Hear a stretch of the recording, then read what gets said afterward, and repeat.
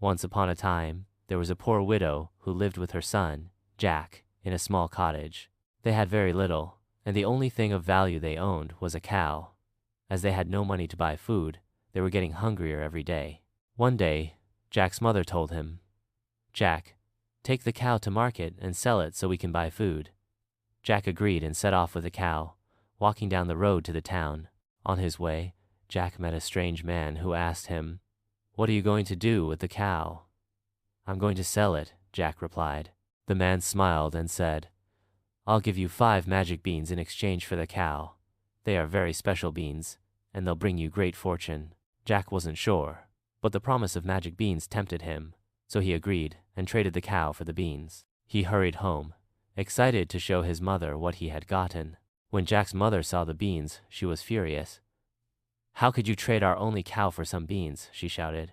"You've ruined us." In her anger, she threw the beans out of the window. That night, Jack went to bed feeling sad, but something amazing happened. The next morning, when he woke up, he looked outside and saw that the beans had grown into a massive beanstalk, reaching high into the sky, all the way to the clouds. Jack decided to climb the beanstalk to see what was at the top. He began climbing and climbed and climbed until he finally reached the clouds. At the top of the beanstalk, Jack found a beautiful castle. He knocked on the door, and a kind woman opened it. "Welcome, young man," she said. "You must be hungry. Come in and eat." Jack thanked her, and the woman gave him a meal and told him to be careful, for the castle was home to a giant who didn't like visitors. Jack, curious and brave, decided to explore.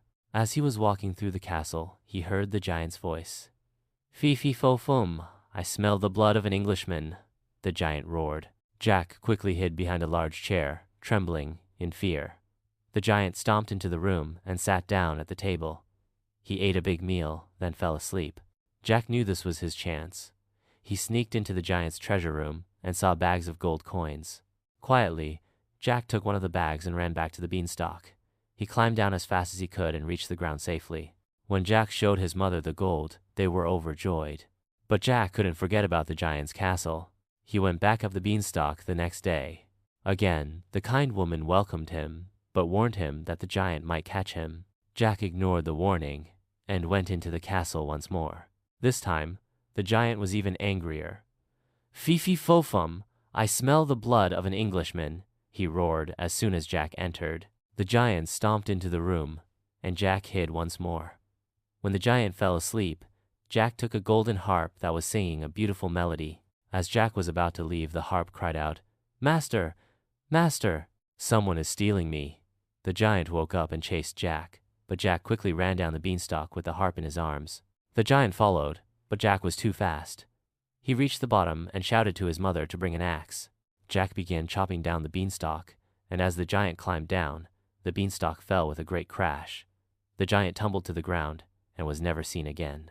With the golden harp and the bags of gold, Jack and his mother were rich and happy. They no longer had to worry about food or money. Jack's bravery and the magic beans had changed their lives forever, and they lived happily ever after.